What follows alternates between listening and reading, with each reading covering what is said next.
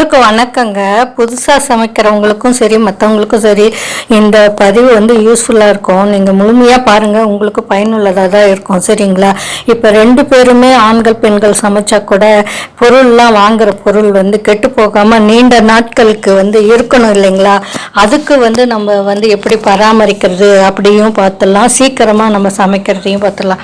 என்னென்னா வீட்டில் நம்ம காப்பி டீ போடுவோம் இல்லையா, அப்போ வந்து சுக்கு வந்து நம்ம போட்டு செய்வோம். அது வந்து ரொம்ப நறுமணம் மிக்கது. ஆனால் வந்து அது சீக்கிரமாக உளுத்து போயிடும் இல்லையா? அதனால வந்து என்ன பண்ணுவோம், அந்த சுக்கோட சேர்த்து 4 கிராம்பு போட்டு வச்சிட்டிங்கன்னா சீக்கிரமாக கெட்டு போகாதுங்க.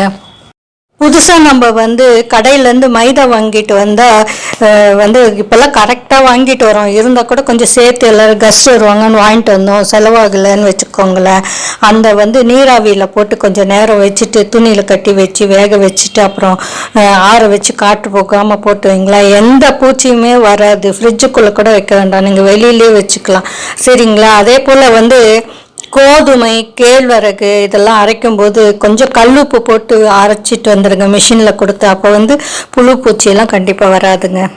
சில பேர் வந்து பாமாயில் யூஸ் பண்ணுவாங்க. அந்த பாமாயில் வந்து யூஸ் பண்ணுறவங்க நல்லா சூடாக்கி அதில் புளி அல்லது முருங்கை இலை போட்டு பொரித்தவுடன் அந்த வந்து எடுத்து வச்சுட்டு சமையலுக்கு பயன்படுத்தி பாருங்களேன், மயக்கம் வயிற்று வலி எல்லாம் வராது.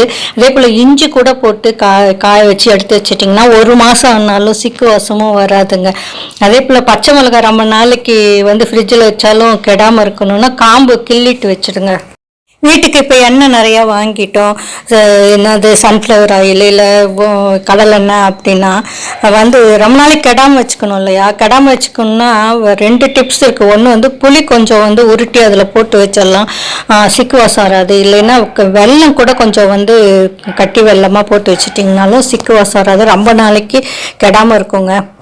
பைத்தம்பருப்பு வந்து சாம்பார் வைக்க யூஸ் பண்ணிங்கன்னா அதை கொஞ்சம் வறுத்துட்டு வச்சிங்கன்னா வளவளப்பு இருக்காதுங்க.